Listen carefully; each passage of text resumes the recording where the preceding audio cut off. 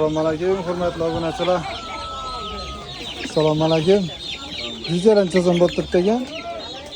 Yüzelen bular 22'den beri. Hay. Acayip sağlam böyle. Bular ne? Bular 18 milyondan beri, 16 milyondan beri ördek, 18 açtık. Kosman mı? Yok, kaç yıl oldu yani, son ördek. Bular ne? Bular 6,5 milyondan beri. Bunu çeklenmeyen muhtarda İnduklar ne? İnduklar 45'ten beri. Bakaylara 45'ten, avuzunu 40'tan. Bular ne? Aa. Bunda ördeğin 18 milyon mutu var yani. Vermesi. 20'ler 18'den verdik. Sağını köpek olsa dastak kestiydi. Telefon numarayı aytib berasizmi? 99 570 45 70. Yaxshi, rahmat.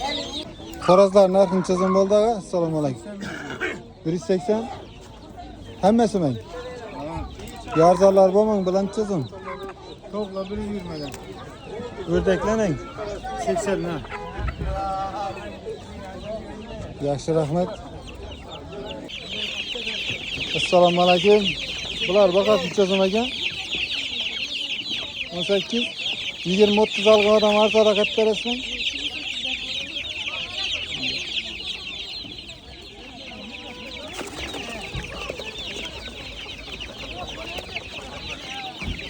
Assalomu alaykum. Güzel çözüm ekan.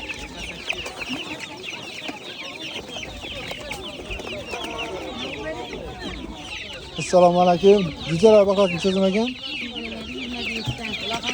25'ten. Bular 35 verdim birama. Bular ne? Bular 5 milyon.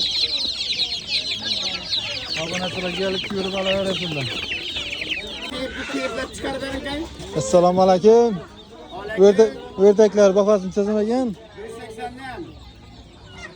Koyallarımı görüven abi. Bu koyallarımı onu verin. Qiyollanang. Koyallarına 200 liralarım ana.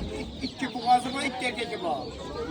Ha, xo'rozlaning. Borazda 160, 30 so'm. 30 ming iki bor. Bular ne? Ulardan ekimen. Yaxshi, rahmat, sog' bo'ling. Jujalan chizim bo'ldi. Yüzere uçasın. Yüzere. Ben alavesi layık kılmaydım mıydı bakalım? Yüzere. 10 ming so'm alim priz 15 milyon 2 o'tdi. Yaxshi, rahmat aga. Koyarlar, boğaz koyarlar gözetdi be. Boğaz gözetimi ben doğru.